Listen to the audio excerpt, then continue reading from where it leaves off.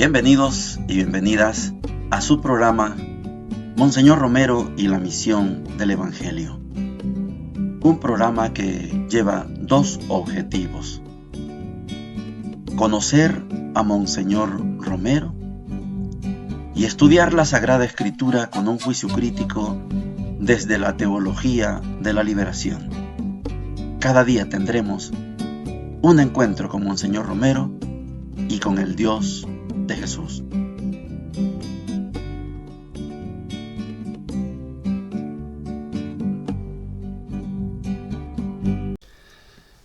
Hola, ¿qué tal? Este es su programa Monseñor Romero y la misión del Evangelio. Viernes de la sexta semana de la Pascua. Viernes también en el día en que vamos a estar tocando el tema con Monseñor Romero de la gracia, ya en el segundo pensamiento, la gracia y su relación con la Iglesia. La gracia la vimos ya en el aspecto negativo, quita el pecado. Ya vimos la gracia como aspectos positivos, nos presenta un encuentro con la verdad, con la libertad y un encuentro con el amor. Suficiente aspecto positivo, lo estudiamos ayer, y ahora nos toca ver esa relación de la gracia con la Iglesia. La Iglesia aparece como la dispensadora, como la distribuidora de esa gracia. Oigamos a Monseñor. Finalmente, hermanos, el pensamiento teológico de esta mañana, la Iglesia y la gracia.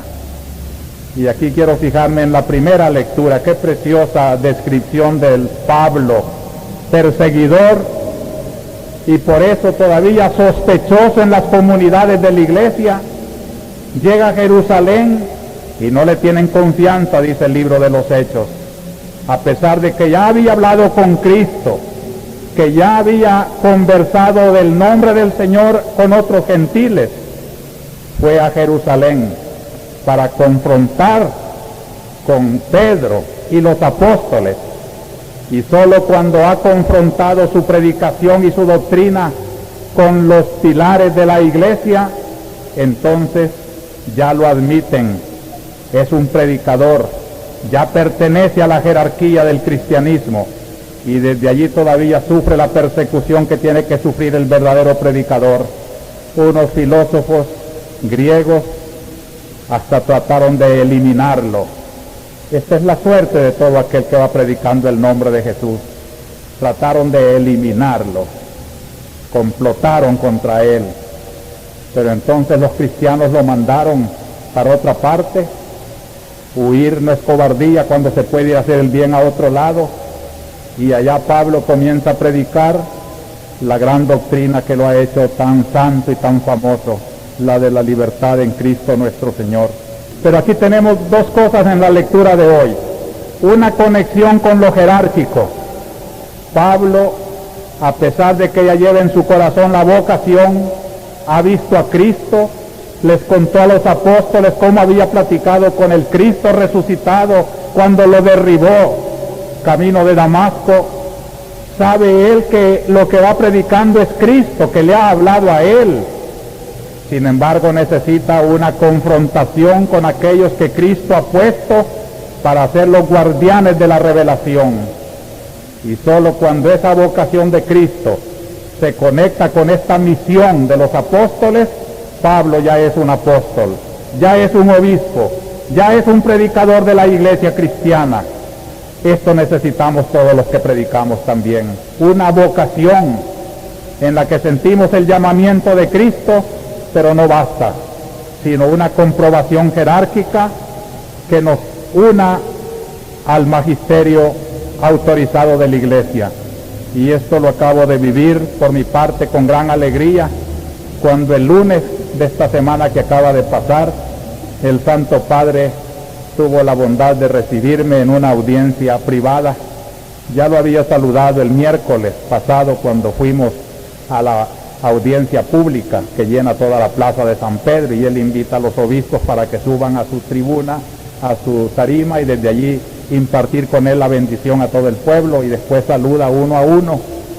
Y cuando le dije mi nombre y mi cargo aquí en San Salvador, me dijo que esperaba poder platicar en privado, y me valió mucho esa palabra para poder luego pedir la audiencia que el Papa mismo me había insinuado. Y el lunes a mediodía tuve la dicha de estar conversando con el Papa, escuchar de sus labios mismos la consolación de decirme: ya comprendo que el ambiente en que usted tiene que llevar su pastoral es muy difícil, y me dio naturalmente las orientaciones, los consejos que un jefe supremo de la Iglesia tiene que dar a un colaborador en una situación difícil también.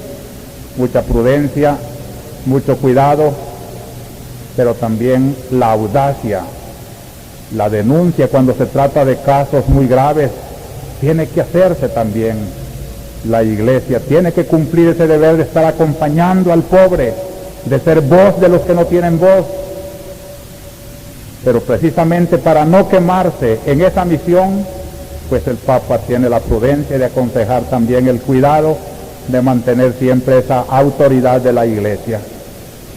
Y citó muchas veces, comparando con mi situación, su pastoral que él también tuvo que desarrollar, me dijo, en ambientes muy difíciles en Polonia, donde el gobierno pues tampoco es un gran colaborador de la Iglesia, sino que la Iglesia tiene que ir también sorteando las dificultades para llevar el mensaje de Cristo a los corazones. Habló mucho de ustedes, queridos hermanos, cómo el Papa trata de amar y de escuchar a través de sus obispos la voz de todo su pueblo. Un gesto que me quedó grabado para siempre es la atención con que Juan Pablo II escucha. Cuando terminaba su frase y yo comenzaba a hablar, él se ponía todo atención, hasta físicamente se inclinaba para escuchar, como para comprender. Y yo entiendo que él, que inesperadamente fue sacado del ambiente de Polonia para un cargo tan difícil como es ser pastor de todo el mundo, sin haber tenido antes experiencias de curia romana, de trabajo universal, está ahora muy atento a escuchar los diversos horizontes del mundo para poder ser el pastor de todos. En conjunto, pues, este momento en que la Biblia hoy nos ha dicho, Pablo subiendo a Jerusalén y hablando con Pedro, se realizaba en mi pobre vida también yendo a Roma y platicando con el nuevo Papa, debió ser lo mismo que sacaba San Pablo. Tenemos que ir a sufrir, tenemos que ser mal interpretados, tenemos que enfrentarnos con audacia a situaciones muy difíciles, pero vamos unidos en esa comunión que nos conecta con aquel que ha sido puesto para hacer la autenticidad de la doctrina que Cristo ha traído al mundo. Estamos en el segundo pensamiento de esta homilía del 13 de mayo de 1979, quinto domingo de la Pascua, y toca ahora estudiar la gracia en relación a la Iglesia.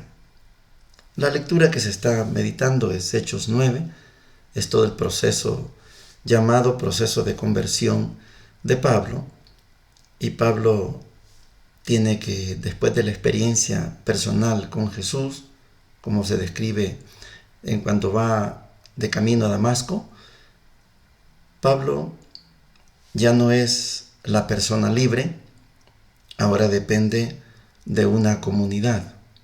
Cuando llega a Damasco, tiene que acudir a la comunidad donde estaba un tal Ananías. Después de esto, tiene que acudir a la comunidad de Jerusalén, donde están los 12. Y Monseñor, al hablar de la gracia, sabe que, así como hablábamos de la uva, que se produce en la rama que está pegada al tronco. Una rama sin tronco no sirve de nada. Pablo, sin el tronco, no sirve de nada.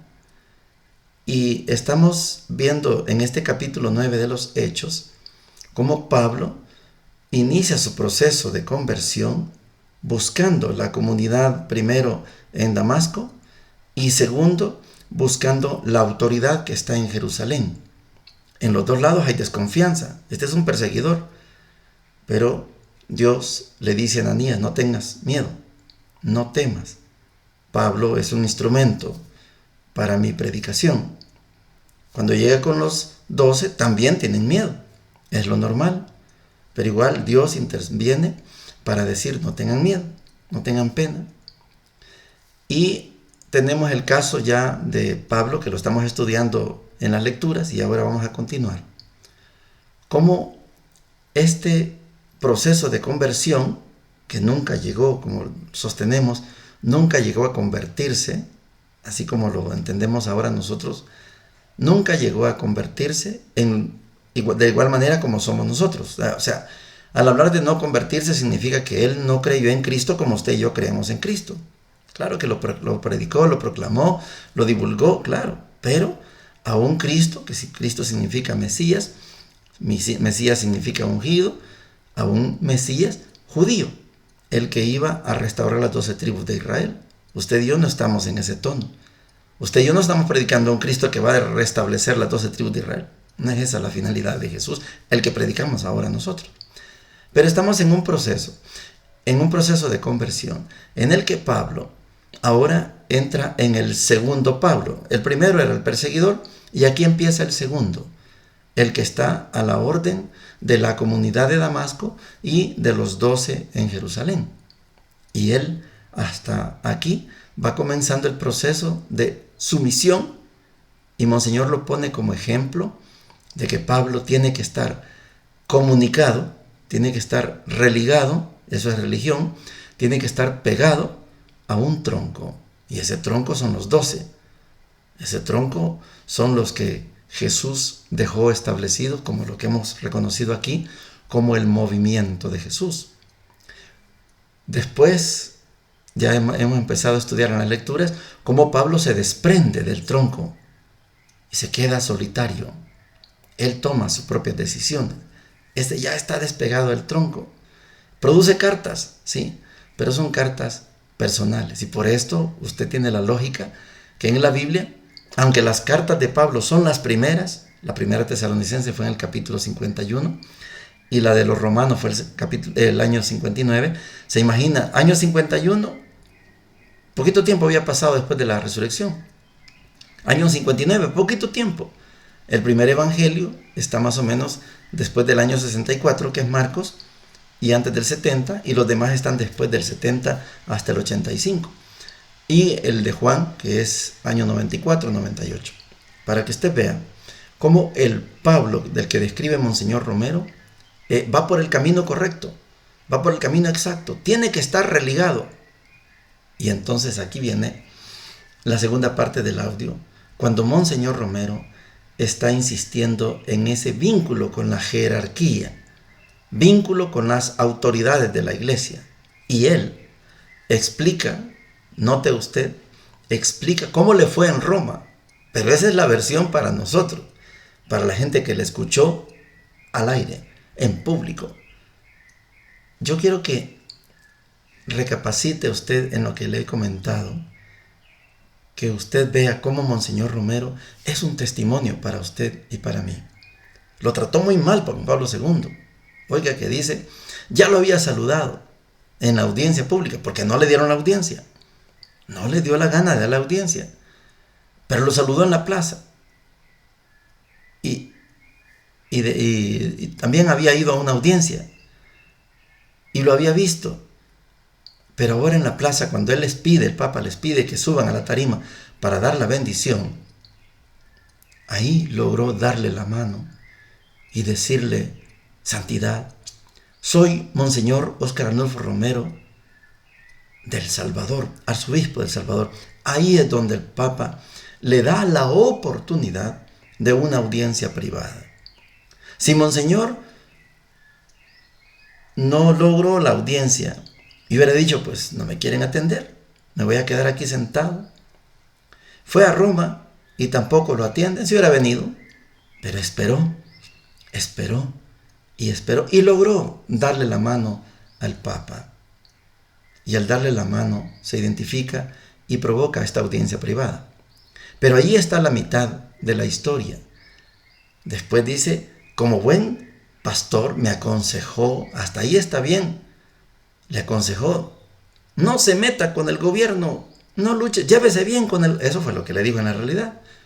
Pero Monseñor lo describe de manera tan humana, precisamente por el tema de lo que estudiábamos ayer, como alguien que tiene amor, dice la verdad con amor, busca la libertad con amor.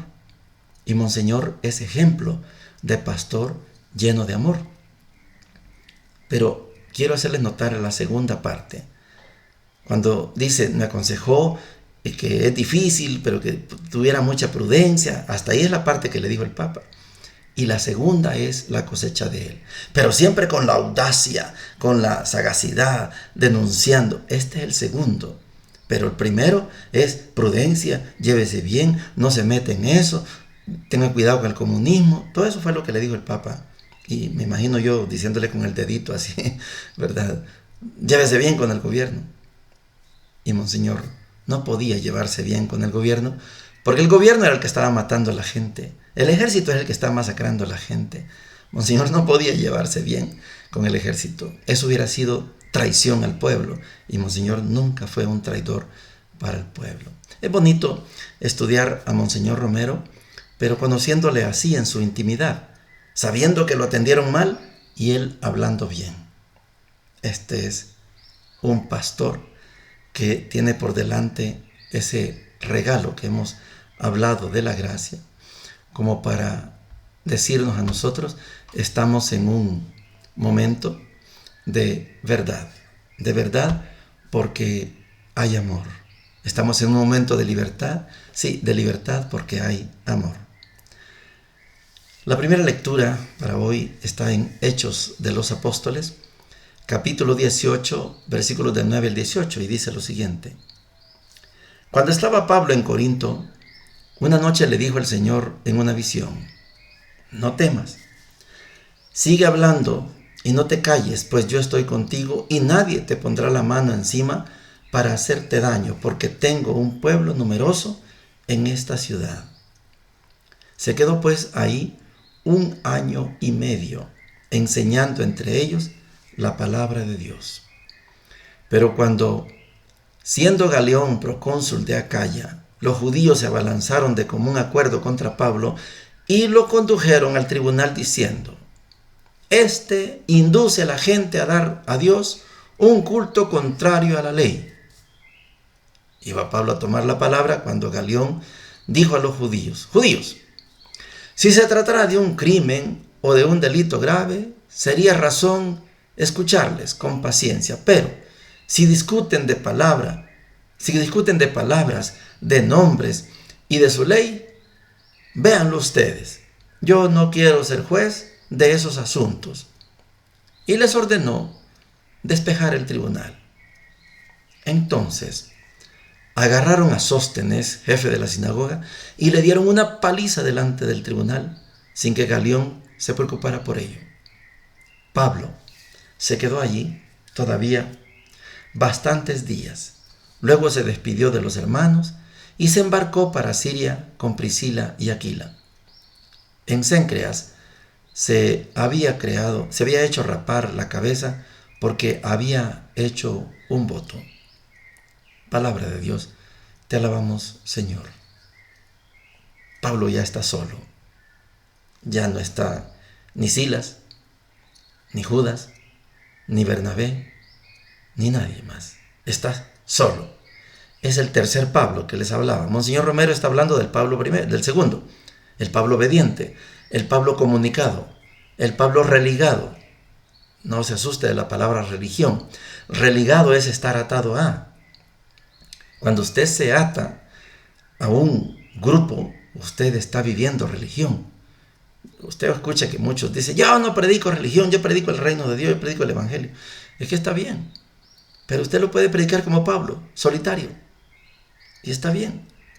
Pero Monseñor nos está enseñando que debemos predicar religados, atados, junto con otros, no sueltos. Y aquí hay una gran diferencia con los hermanos de las iglesias evangélicas, porque ellos creen exageradamente en el libre albedrío. Por eso ellos tienen libre, se lo enseñó Martín Lutero, tienen libre interpretación de la Sagrada Escritura. Yo la interpreto así y me pongo a predicar. Yo la interpreto así. ¿Y cómo la interpreta su pastor mayor? Saber. Él la interpreta a su manera. Yo la interpreto a mi manera. Y nosotros los católicos no estamos en esa sintonía. Nosotros dependemos de cómo lo entiende y cómo lo interpreta el colegio. Cómo lo entiende, cómo lo interpreta el magisterio. Cómo lo interpreta, en este caso, las curias generalicias, las curias de Roma. Cuando ellos dicen aprobado, o sea, le ponen en latín, le dicen nihil obstat, no hay obstáculo. Entonces, en ese momento, usted puede predicar según lo que dicen ellos. Por ejemplo, ¿cuáles son las Biblias católicas? Roma es el que dice la Jerusalén, la española, para nuestro pueblo, la latinoamericana, la nacarcolunga, es la iglesia la que dice cuál. Y Reina Valera, esa no, porque esa pertenece a otro sector, no al que está vinculado con nosotros. Por eso usted note que usted puede leer cualquier Biblia, pero sepa que tenemos una necesidad de estar religados, atados, pegados, en este caso al tronco. Monseñor Romero es ejemplo de esto. Muy buena predicación de él, pero Monseñor no fue predicador solitario como lo está haciendo ya Pablo.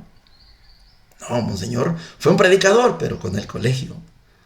Predicador, pero desde el tronco, porque allí está la gracia. De eso nos está hablando Monseñor Romero en esa homilía del 13 de mayo de 1979. Religados, solos no,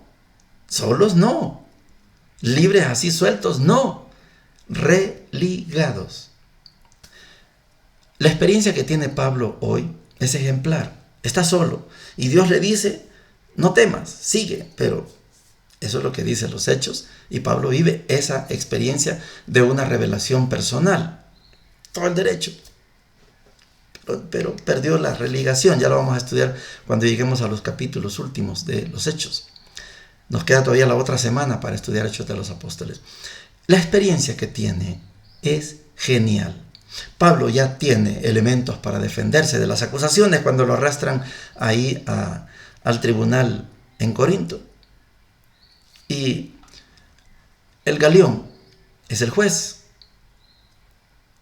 Pero le dice, ¿yo qué tengo que ver con los asuntos de ustedes? Si fueran crímenes, está bien. Pero cosas de ustedes, discútanlo entre ustedes. Y lo sacó del tribunal. Pablo iba a tomar la palabra para defenderse. Este anda predicando un culto distinto al que nosotros tenemos en la ley. Pero esas cosas discútanlas ustedes, yo no me meto en eso, el juez. Y lo sacó. La gente molesta. Garrotearon al jefe de la sinagoga,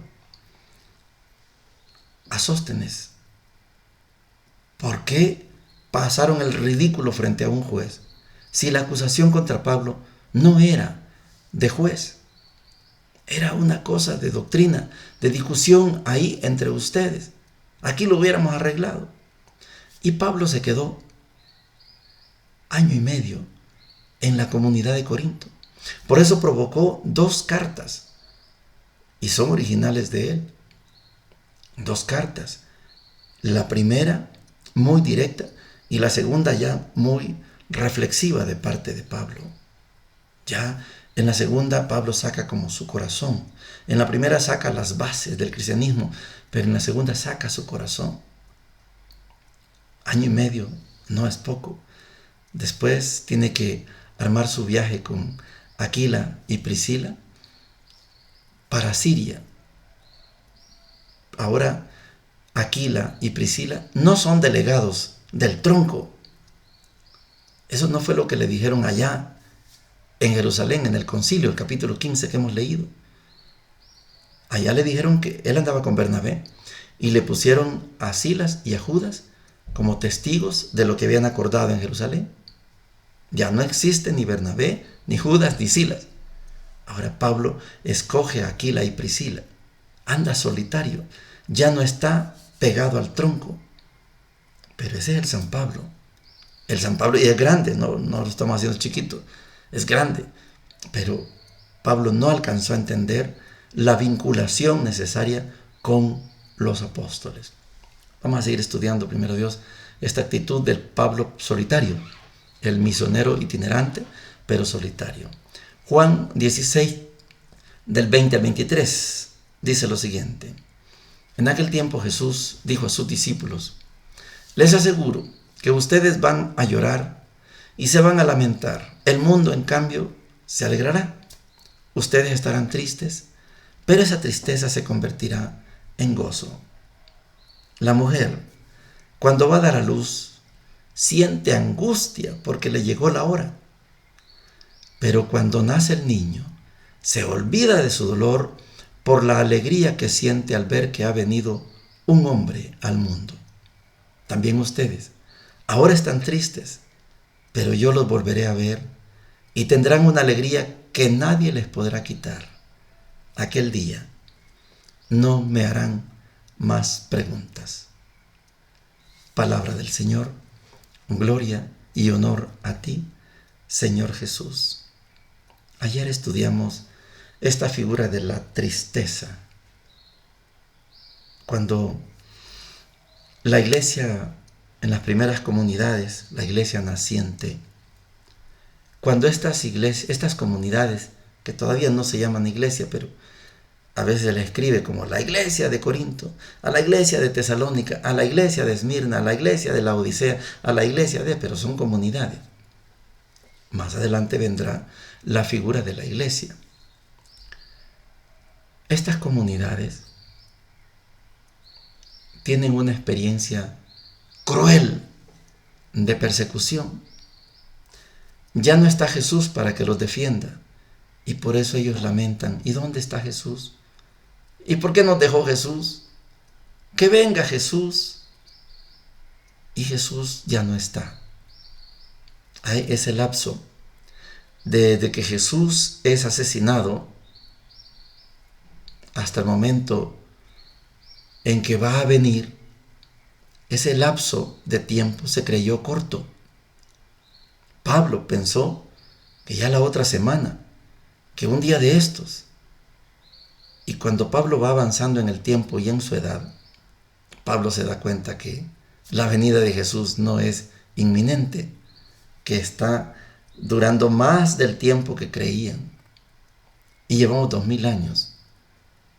Y aún ahora nadie tiene autoridad para decirnos ya, hoy sí.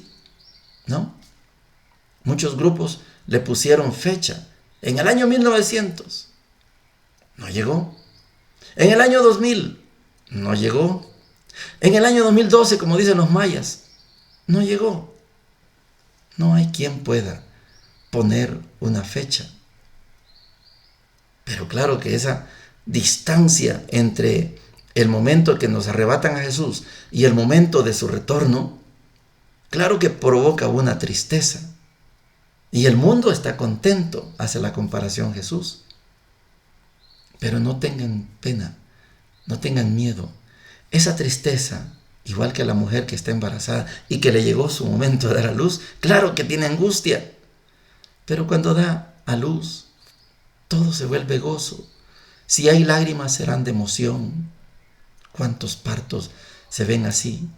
A veces, aunque no sean hijos deseados, a veces, mal cálculo en el embarazo, pero cuando la niña o el niño nace, se vuelve todo alegría. Así va a ser.